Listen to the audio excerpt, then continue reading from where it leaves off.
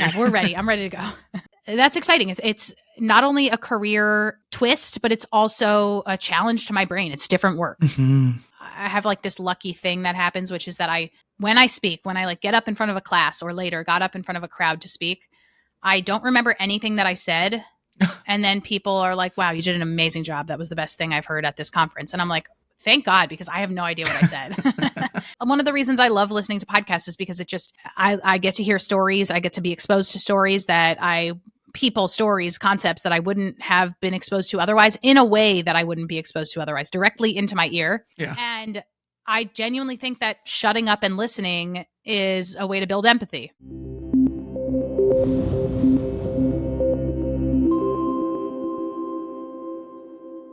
Hello, I'm Dustin, PolyInnovator. Today I'm welcoming on the PolyTools Creator Spotlight Arielle Nissenblatt, who is the founder of EarBuds Podcast Collective, a weekly podcast newsletter and podcast, prolific podcaster, community manager, and community building expert. She's often coined as the queen of podcasting. Welcome to the Modern Creator Show. Thank you for having me. Was that off the dome or was that written? It was written. Okay.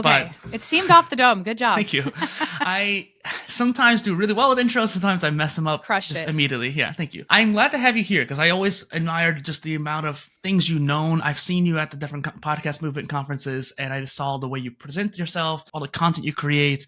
So there's a lot you could offer to the audience. Hope so. Hope I can live up to that. I'm sure you could. I mean, even just before the call, there were certain things I was like, oh yeah, she's a pro. Like, I don't need to ask if she has a water or something like that. What got you started as a content creator? I resisted that word for a while, that phrase for a while, but I started making what I would now call content in 2017 with a newsletter that I still run called EarBuds, like you mentioned. I was definitely not considering myself a content creator at the time, but now newsletter writers are definitely considered content creators. I definitely was bringing together content. I was curating content. So I guess 2017 is when I started working creatively by writing a podcast recommendation newsletter. And then in 2019, I added a podcast to that workflow. So it's a weekly podcast recommendation newsletter with a weekly podcast talking about podcast recommendations. And since then, I've hosted a number of different shows or made videos on different topics, different things that would mark me as a content creator. I think ultimately I still sort of bristle at that word because I think everybody wants to believe that what you're putting out is more than just content, right? It's like hopefully a message that helps people or teaches people or entertains people. But when you get down to the nitty gritty of it all, it really is like you do need to be able to repurpose your initial interview or video or something like that so that you can have more content so that you don't have to just constantly be behind a mic or a camera. Also, I really love that because I totally forgot to take the curation angle in some of my questions here. And content curation is a big part. A big thing of what I do. Yeah, and I think a lot of creators would benefit from that. I do like how you were able to do both. I think a lot of curators end up curating too much and then they don't do anything with that like brand that they built. They would need to make some content to kind of steamroll it. And I think you did the right kind of path where you did both and now you keep doing both. Thank you. Appreciate that. Curation's interesting too because it helps build that thought leadership. And I was looking at my podcast and you started in 2017 with a lot of your content or just curation. And I started my podcast in 2017. Wow. So we're kind of 20 in there. So almost 8 years or 8 years, just about. Geez, it's crazy. It's crazy. Yeah. Make me feel old. I know. It's interesting too to think about curation in the sense of the newsletter and what got you so motivated with the different podcasts. Because you said something on another podcast, like some friends would recommend something to you. Yeah. I was at a loss when I started the newsletter because I wanted to listen to more podcasts, but I didn't know what to listen to. And I trust my friends' recommendations. And I think the data shows that other people trust their friends' recommendations and word of mouth recommendations. So I started this newsletter not in an attempt to build myself up in any thought leadership sense, but truly in an attempt to listen to more podcasts myself and to help other people find podcasts that they would want to listen to. And then added benefit, I get to lift up creators. I get to be a place where people come to pitch a new show or a really great news item related to their show. It also has allowed me to be a curator in the space. I again, resisted that word for a while because it felt like imposter syndrome, but now I'm pretty comfortable saying that I curate podcast recommendations. I also curate like podcast trailers. I do a lot of Trailer Park. I do a lot of pulling from larger pools and putting them into mini hot tubs in order to be a little bit more digestible, if you can digest a hot tub. Yeah, well, I get what you mean. Digestation, whatever the word is. Digestion. Digestion. There, thank you. That is something that's really important. Being able to help break it down enough, and whether you're creating or curating, that's very important. Do you still consider yourself a curator over creator, or is that flipped now? I feel like curators can be creators. I think for me, it's the umbrella is probably creator, and then curator is within that. So I'm a curator, content creator, if you will. I say that fully laughing at myself because I know it sounds funny, but yeah, no, I like it. A lot of the content that I put out is curation. It's lists of podcast recommendations. It's lists of resources that might be helpful when you're starting a podcast. It's here are my top 10 podcast marketing tips. And yeah, I think that curation definitely falls under the banner of making stuff. It's pulling from other people's stuff and highlighting those people, or pulling from your own stuff and highlighting your past work. I like it. And that's why I asked too, because when you started out, you were curating and now you're doing more both. But the way you view yourself is very important. And so like whenever I went to Podcast Movement, for example, everybody just assumes you're just a podcaster. That's what you are first and foremost. But to me, I consider myself a blogger, YouTuber, then podcaster. Right. Oh, interesting. I would tell people that. And yeah, like people just didn't realize. Yeah, that's always interesting to me is I want to find more people who consider themselves podcasters, but not podcasters first, right? That's a big pocket of creators out there. And I think that if we can get some of those creators who write blogs or currently record video and post it on YouTube to also distribute via RSS, that would be a great way to bring some more podcasters into the fold and maybe some new audience. Yeah. It's interesting to think about a lot of cases. People could just repurpose their video into podcasts and it will generally sound pretty well. Yeah. There is kind of this mindset of you should prep the video in a way, like the way you articulate and say certain things could be a little bit more visual audibly. And so that's something they could do. But besides that, like a lot of people could already just repurpose and call it a day. A little bit of production or pre-production is really helpful when you are, even if you're just, I have a podcast that is also a video show called Daily Tips That May or May Not Help You with Arielle and Ned. And we're very conscious when we're recording, if we're showing a visual element to say, you know, listeners will note that we are holding up this. And if you want to check it out, you can go to our YouTube channel, or, you know, the people who are audio only right now might want to go and check out the link in the show notes. That'll take you directly to this product that we're talking about, things like that.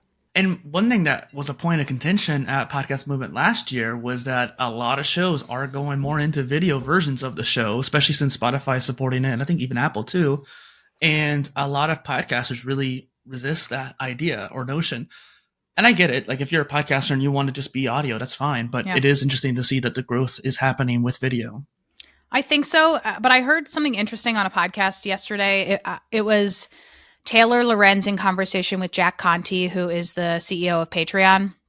And they were talking about video in podcasting and how they're not actually sure if the people, as in the consumers, are demanding it, or it's just that the big platforms are pushing it because it's more expensive to host. And like ultimately, like if you get somebody on a video program for a creator tool, they're paying more. So I don't know. For me personally, yes, there are definitely people that watch podcasts. There are definitely people that prefer to watch YouTube in order to get the information that I get through podcasts, which is great. But I also think like there's still so much value in shutting off your eyes and going for a walk and listening to something. I also think that too, a lot of people just go on YouTube, look at a video podcast, and then put it in a new tab and go somewhere else and just listen to it. I mean, even just taking this episode, even if it's video, I was actually on Spotify yesterday listening or watching a Spotify video, turned off the video, just listened to audio as I went for a walk. That's a podcast. Like, yeah, exactly. It's funny because like a few years ago, I was more of an RSS purist. I was like, if it doesn't have an RSS feed, it's not a podcast. But who cares? Ultimately, if you are listening to something, I'm happy. I just think that ultimately breeds more. One of the reasons I love listening to podcasts is because I get to hear stories. I get to be exposed to stories stories, concepts that I wouldn't have been exposed to otherwise, in a way that I wouldn't be exposed to otherwise, directly into my ear. Yeah. And I genuinely think that shutting up and listening is a way to build empathy. It seems like you have a very positive outlook in content in general. I love content. Yeah, me too. It doesn't really matter what kind of content too at this point. Like as long as you are providing value to somebody or someone's providing value to you, I think that's just kind of the beautiful aspect of it. Yeah, and as long as you know, I mean, a lot of people don't know their audiences, and that's where a lot of people get tripped up, but making an effort to either know who you want to target or know who you're currently targeting and making things for them, or at least reflecting their desires back in your content is a helpful way to, I don't know, to exist in the world as somebody who makes something for other people's benefit. Like when I made my first podcast, the Polymath Polycast, I made it for people who are multidisciplinary, people who were generalist and polymathic, and I wanted to give them a chance to highlight their multiple different disciplines and expertise. And even people listening in could see like, oh, I'm similar to that. It's okay for me to be a generalist, not a specialist. And that was like the mindset behind it. Yeah, that's smart. I think sometimes it's just about defining a niche, and some people just need to hear that. And I think that you make a lot of content that's really meta about it. So the Trailer Park Podcast too, for example. Yeah. What was like your mindset behind that? I love trailers. Really? I love discovering podcasts, and I think a lot of people are trying to unlock podcast discovery.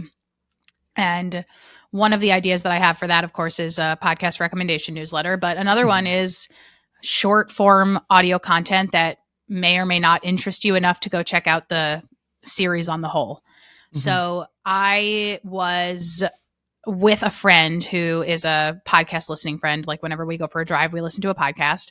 And I was trying to get her into a few new shows. We didn't know what to listen to. So we went to Apple Podcasts, New and Noteworthy, and we just hit play on a bunch of trailers. And what I found is that some were great. Some were really representative of the larger shows that they were introducing. And some were not at all, whether it was the tone being off or the audio quality being just completely different. A lot of differences that can pop up. And that made me just think about when you are trying to introduce people to your show, what's the first impression that they're getting of you? Often it's going to be the trailer because of the way a lot of podcast listening apps are laid out. They're placed in a really obvious spot and people gravitate towards that first. I just think it's an opportunity both for listeners and for creators. So I think that's why I love trailers. I think it can just help us grow. Actually, seeing your podcast made me think I need to remake my trailer at this point. Yeah. And also, one thing that's really interesting is that there's short form for written content, like Twitter, Facebook, and LinkedIn, technically. And there's short form for video, Instagram Reels and TikTok. But there's not really a platform for short form audio. But just wait. Just wait. Someone actually, I met on Reddit, actually was trying to build one, but nothing came of it. Who was that? Because I work for one. I don't remember his name off the top of my head. It's like PodBuds or something like that. People have tried it over the years. Yeah. It's definitely... I don't know. I think there are a few reasons that it doesn't work, but I'm working for an app called Heist that is really cool. It's essentially trying to brand itself as like short form audio content that you can swipe and get to the next thing. And what's really cool, I think, about this opportunity is that if there could be some sort of integration with a product like Headliner or Descript, where you're already making audiograms of your content and just quickly get those boosted onto Heist. And then people are scrolling through and then they see this audiogram. They are listening and watching the words go by. That's a really cool way to potentially get somebody excited about your show. And I think short form audio has had trouble in the past because I think when we're on social media, we're used to looking at our phones, and audio doesn't necessarily lend itself to looking at your phone. So what do you kind of do while you're scrolling? But theoretically, this app has a visual component, which is a still image, along with captions and along with audio up to a minute long that you can introduce somebody to the larger thing that you're trying to promote, or just, get them introduced to you as a creator. One thing I think would be interesting too is like I have, thousands of clips from my shows at this point, and they're video clips, but I wouldn't mind them just being audio if there was a way to convert it too into just audio. That'd be really nice too. Yeah. Yeah. I wonder. I mean, I'm sure you could upload them to Descript just as a video, audio project, right? And then also do something like that. But that would be kind of in bulk would be the issue. Yeah, would be a lot. Hire somebody. Yeah. And I also wonder if there's this, like, this is kind of tangential, but I wonder if like making a platform like TikTok just for podcasts. Well, I think that's the idea. Yeah, that's the idea behind this app. But with video instead of just doing audiograms too. I don't know. I don't know. Like, I see. Like just for mindsets. Podcasts. Yeah. You could potentially curate your feed to be all podcast related content, right? If you, I use my For You page, but some people go on the following page or the mutual page, and you could do it that way. I just think people are so hesitant to download new apps and to actually make them part of their routine that we don't want to split them further. Yeah, true. And one thing I was thinking about too, when you said you're listening to a lot of podcasts, are you more of a fiction or nonfiction person? Nonfiction. I almost never listen to fiction. I'm sorry. No, I mean, I'm the same way. Yeah, I don't know. Like, I want to like fiction, and every once in a while I have, but I really try to get to the bottom of why I think I don't love it. And I really think it's because when I first started listening to podcasts, I did it for news and for being tapped into the community that I was living in. Mm-hmm. And because I had such a utilitarian way of consuming podcasts, which was by the end of this, I will have learned something tangible that will impact my day, week, month. It's hard for me to square audio just for straight up like fictional fantasy entertainment. I can watch fantasy, I can watch fiction, but for some reason I just have so much trouble believing audio fiction, even though without the visual component, your mind can do all of the tricks it needs to in order to conjure a picture. But hey, maybe I'm not creative enough. I think that it's just a matter of your utilitarianism, and I kind of was the same way. I always was self-development focused when I listened to podcasts. So yeah. One thing I was going to ask, from the education world to SaaS community to content creator, you've done a lot of things. What's motivated you across your journey, Arielle? What has motivated me across my journey? A few things. You're pretty multidisciplinary. Yeah, I love listening. Like I want podcasts to exist so that I can listen to podcasts, and I want to help people make podcasts so that they might potentially find somebody who loves their podcast like the way I love a lot of podcasts. What motivates me is definitely like the broader podcast industry. I want it to succeed. I like audio, and I want it to reach more people.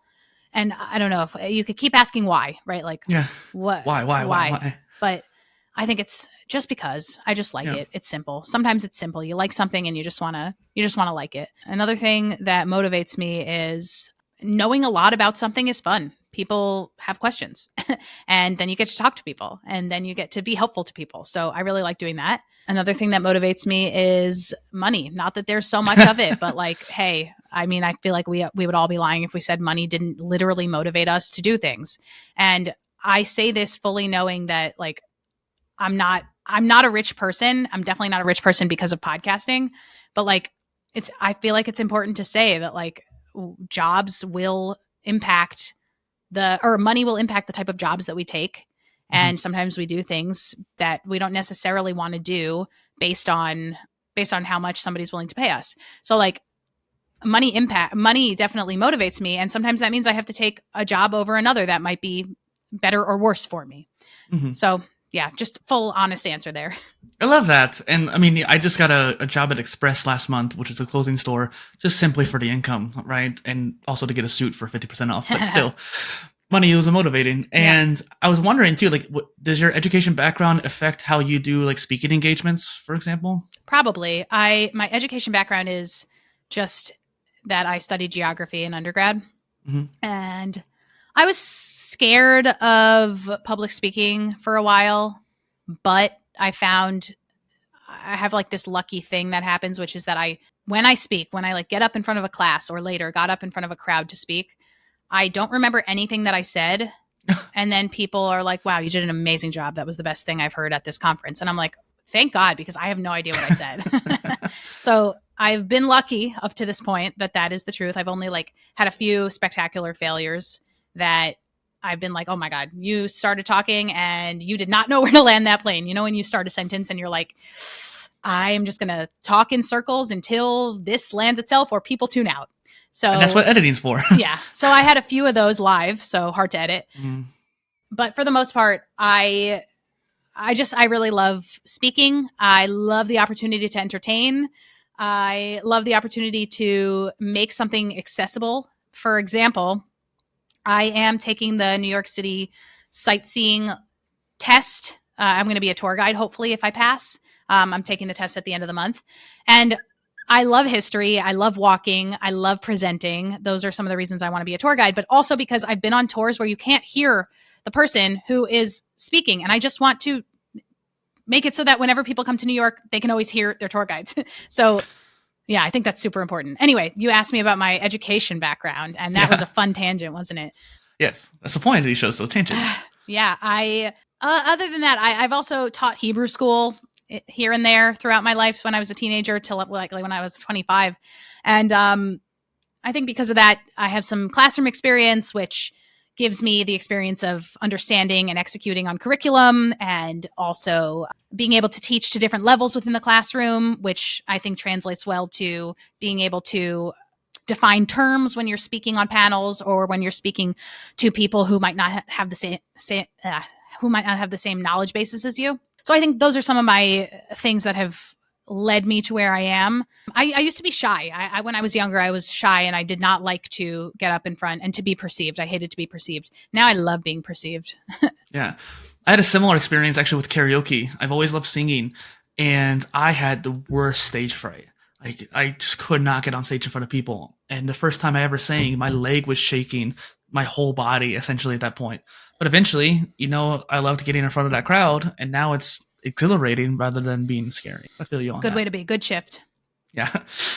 It's interesting to bring up too, when you're teaching or even just that background on speaking, it allows you to break down, like you said, the topics more and more, break down that why, if you will.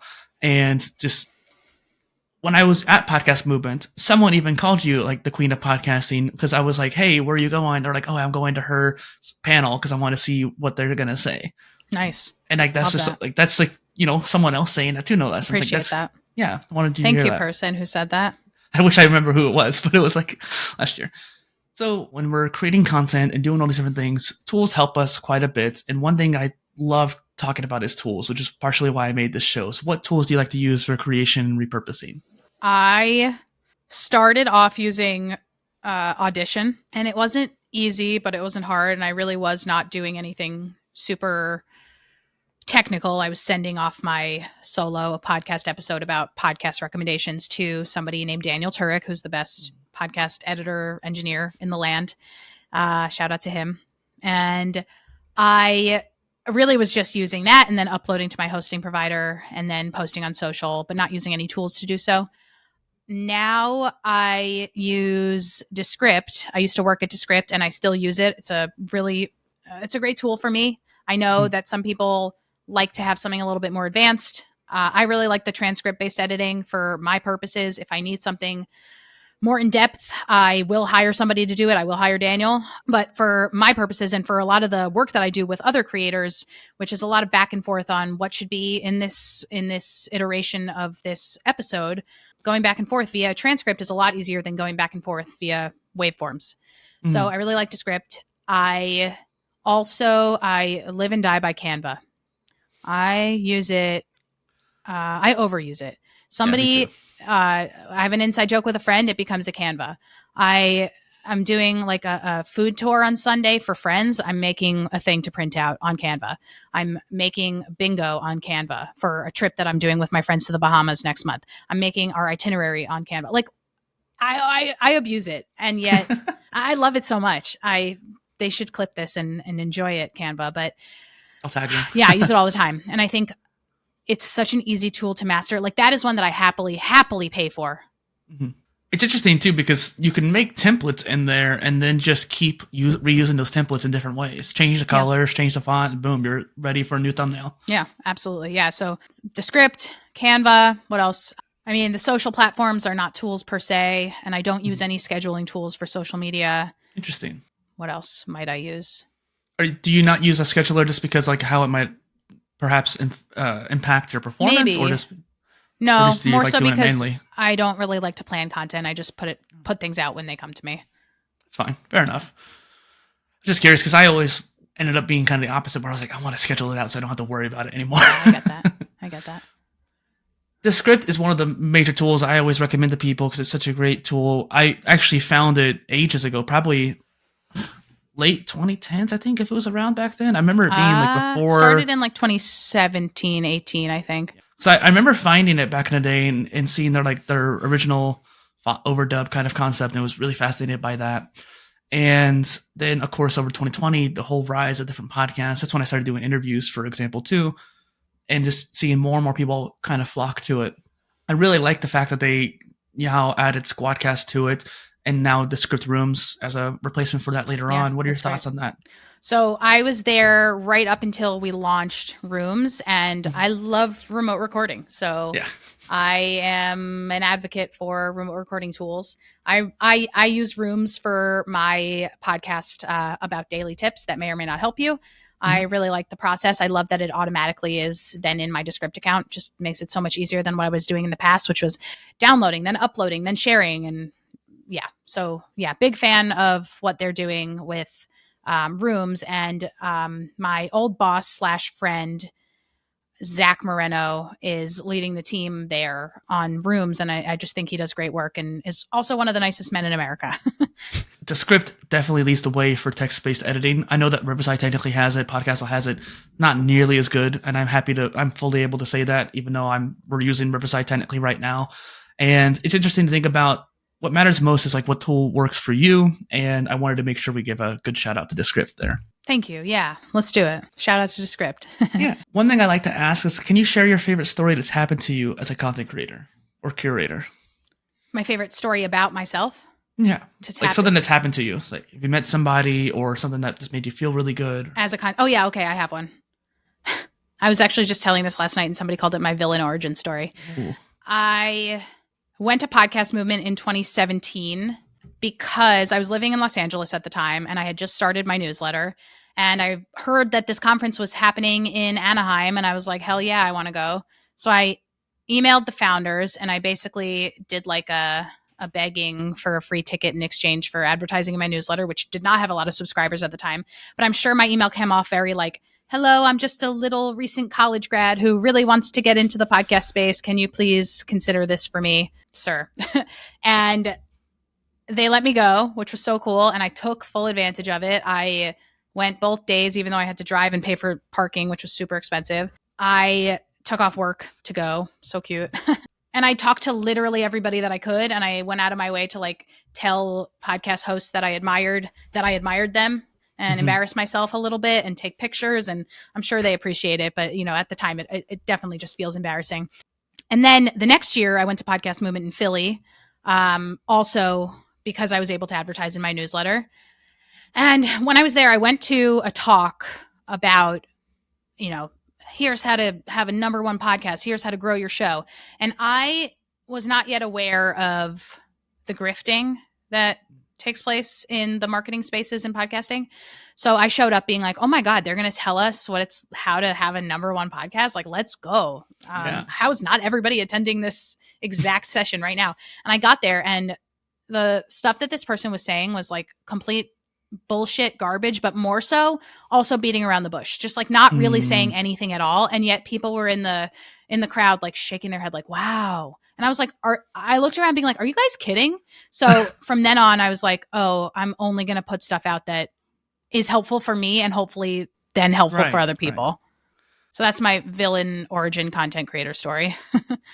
I like, first off, how you explained it as your villain arc. I like that. Secondly, I completely resonated with your initial experience with Podcast Movement because that's how I was, not last year, but the year before. That was my first conference ever, let alone first Podcast Movement. And I spent the entire time just networking and talking to many people as possible and just being kind of like in awe of who I was seeing and stuff like that. Junaid Ahmed and some of the other people in there, Shannon Hernandez, people just been in space for so long. And then I remember meeting Hala Taha and I actually got kind of nervous because like, oh man, the big podcaster and stuff like that. And like, now I'm just realizing like she's just another person, like another creator, whatever. But it's interesting to think about a lot of those panels. I felt the same way where it's like, and that's for any conference, not just Podcast Movement. Yeah, definitely not.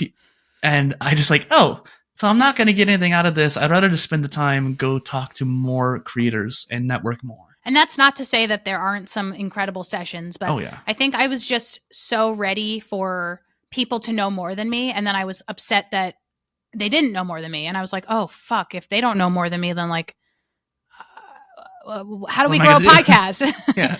Well, I definitely think that there was a couple sessions that I went to of yours. I don't know which year it was, but I remember actually learning something new, which is important because I went to a lot of a lot of places and I didn't learn much new.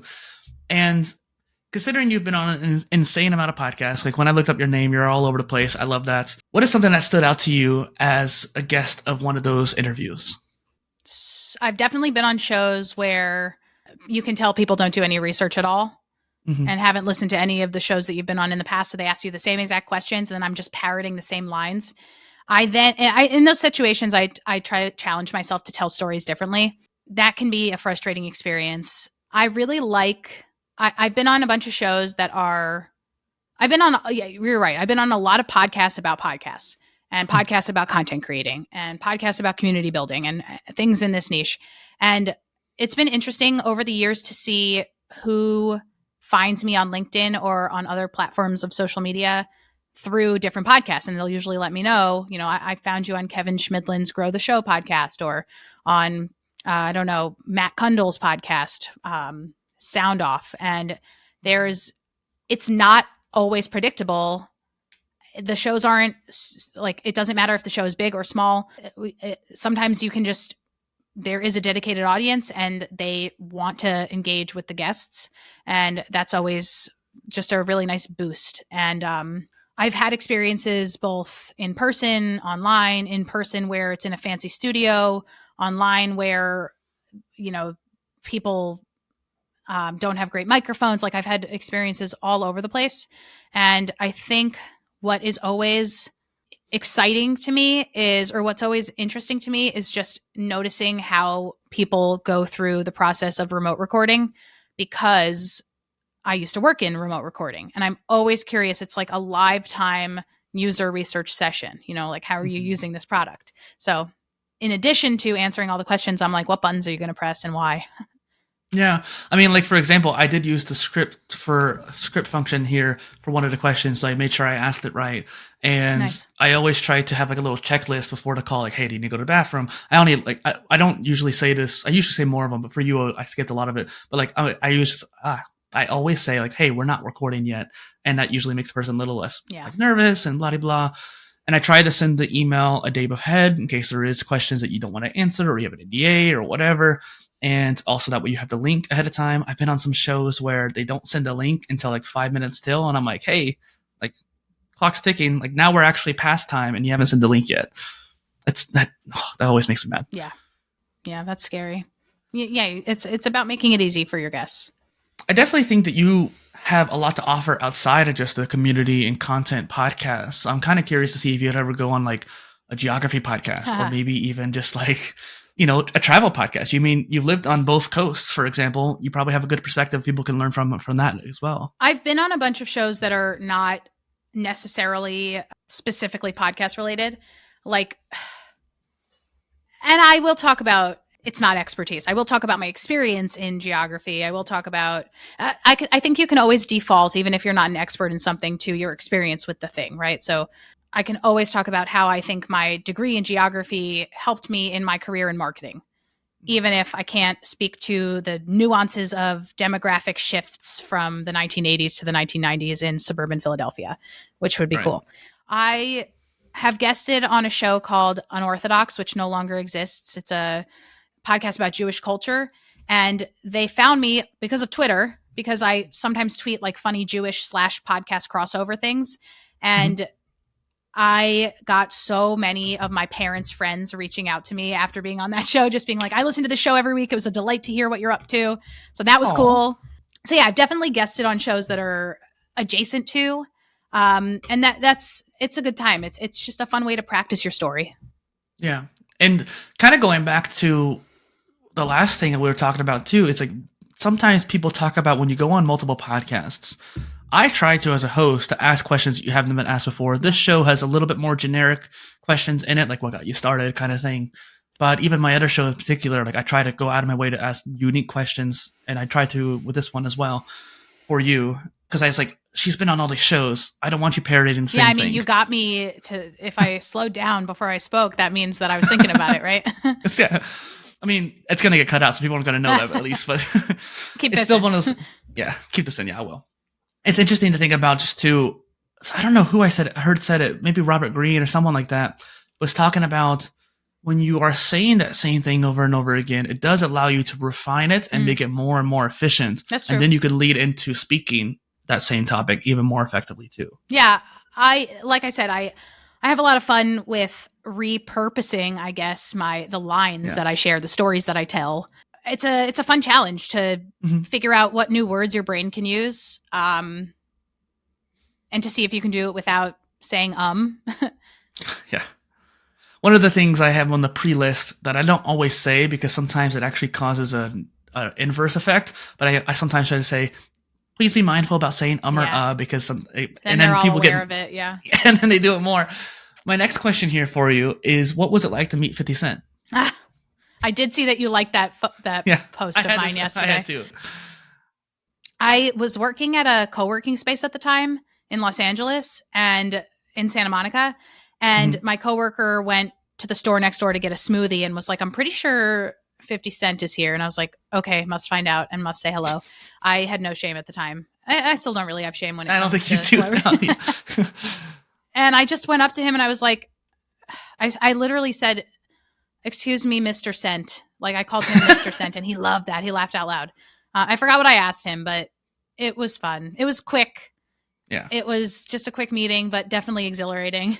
I got a meeting kind of like that actually last year at NAB, National Association of Broadcasting, and I got to meet Sean Does Magic. And he is like, a huge creator about magic. And it was just one of those things where I saw him blow up on TikTok. Oh, that's awesome. And it was a very similar experience where it's just like, hey, like, nice to meet you, Mr. Magic. Yeah, Mr. Magic.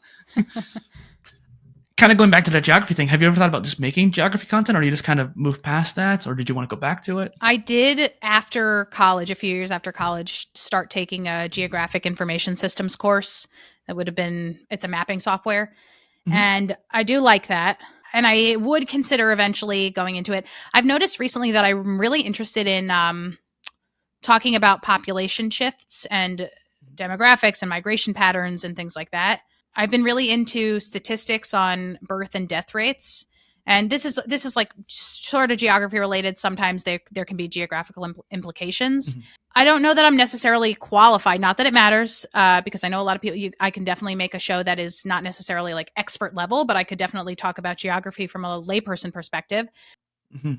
I wouldn't know what to focus on, though. I wouldn't know. I would have to do a lot of thinking on that. However, I do. There's a term, topophilia, which means basically love of the land. Topography is the first word. Philia is love. And I do have a podcast, and that's sort of a geographic term. And I do have a podcast idea that goes off of that, which is, it's funny connection. It's a podcast about minor league baseball team names and how they got those names. And why that relates to geography is because often it has something to do with the physical landscape of the city or town that's in, or something to do with the factories that were historically there, which is also all about industry and innovation and what brings people to a town. So like, for example, the New Orleans baby cakes. Baby cakes are famous around Mardi Gras. The Albuquerque Isotopes. This one's interesting. In The Simpsons, there was a fictional baseball team called the Albuquerque Isotopes, and then the minor league team really named it after that. And then in New Jersey, it's the New Jersey Diners, because there's a lot of diners in New Jersey. It's the, like, I could go on. Oh, the Binghamton Rumble Ponies. They're Rumble Ponies because that's another word for carousel. And Binghamton has the most carousels per capita in the US. 7 carousels for, like, I don't know, maybe 100,000 people. So like you could really ride a lot of carousels there. I guess, yeah. So yeah, I love these kind of roundabout ways of exploring geography and getting to talk about them in ways that are not like pointing to a map. And I think that's actually a great reasoning for a podcast or a piece of content, because you are taking two things and making it into one. Yeah. Yeah. Hopefully that would resonate. I want the right funding though, so I'm not just going to jump into it. Been sitting on this idea for, I don't know, a long time. Yeah. Maybe start like writing down just different topic ideas. Oh, I and have. just be like, oh yeah. Okay. I have. We're ready. I'm ready to go. Yeah. Yeah, and just throwing this out there too. I loved maps growing up. I always started drawing them in classes from as young as I can remember, and then even making digital versions of. And these are all like fiction maps; they're not like real maps, but it's one of those things where I loved being creative and trying to make the most realistic, but also a fantasy map at the same time. Nice, that's cool. What do you have coming down the line that you're looking forward to?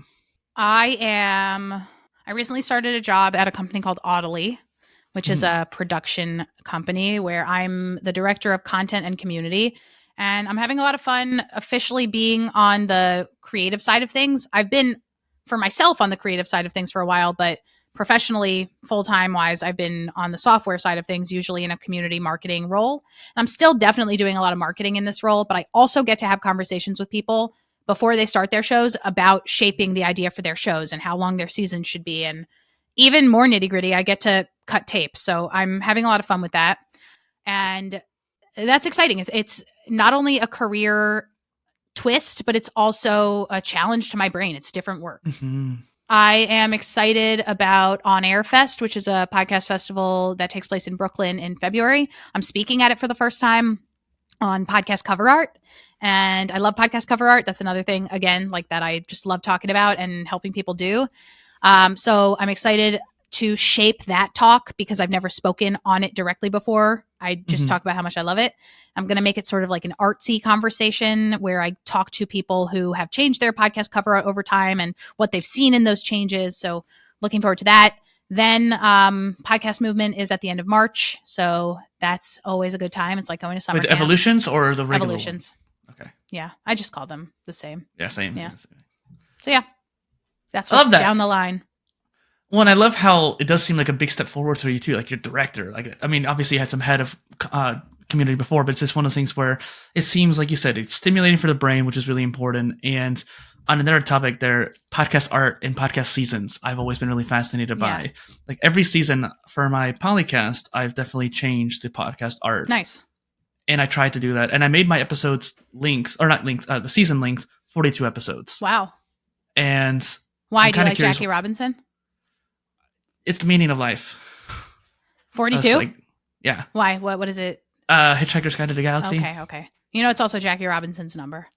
I didn't know that. I should have known that, but I didn't. Fun connections. It also kind of happened to be where I had 3 very similar podcasts when I started. And when I started the Polycast, I wanted to do interviews around 2020. I had about 40 something episodes up until I was about to do my first interview. And I'm actually asking people to come on the show. They're going to see that podcast feed. At the time, I only had a couple episodes in that RSS feed. And I was like, I don't want them thinking I'm inexperienced. And so I moved all my shows into one feed because they were all essentially similar. They're all me anyways, solo casts. Made a couple more to finish it off to 42. Then that's when I started going from there. Nice. Yeah. That's great. What are some links that you've heard that people have done? Some links? Like season links. Season links. Oh, lengths. 8 to 10 episodes is pretty popular. Really? Yeah. Especially if it's like a limited run series of some sort, or if it's a pretty niche interview type show where they can only find 8 to 12 people to interview on a very specific topic. But I've also seen, numbers really truly don't matter. You can always name a season in retrospect where you put episode numbers on it afterwards. I don't know. I guess I do it pretty arbitrarily when I do my podcast about podcast trailers. First season, we did a season. Second season, we did a season. Now I'm in the third iteration of it, and I'm kind of just posting when I want to. Mm-hmm. But it's also because it's not a huge priority for you, but you still want to keep doing it. Yeah, it's just funsies. I also thought about, in retrospect, like you said, one of my friends who had 600 podcast episodes, he's like, yeah, I kind of want to have an organizational structure to it. So he went back and added seasons to it. I think every 100 episodes or something like that. I think it's kind of basic, but that's still kind of good. What's some of your thoughts on the artwork for it each season? Do you think people should? Yeah, I think if you are going to have a change in tone, scope, what you're focusing on, it's fun to just give it something new. Because it helps people who are considering listening to it find out what this might be about, but B, because it lets you promote something that looks new. And sometimes when you're posting on social media and you post the same image over and over and over again, people glaze over it. But if you post something new, it can be exciting. It can be new. It catches your eye enough to maybe click on something. That makes sense. Well, if someone wanted to find you online, what are the best places for them to do so? Probably There's a link in the show notes of this episode. Is that right? Mm-hmm. Okay. Yeah, I have a ton of links. Yeah, that'll do it. ArielleNissenblatt.com. Yeah. And then I also have things like your Instagram and EarBuds audio and stuff like that. Great. And just wanted to make sure, and audibly as well. So this is Dustin Miller, PolyInnovator, and Arielle Nissenblatt on the PolyTools Creator Spotlight. Thank you for being here. Thank you for having me. It's great.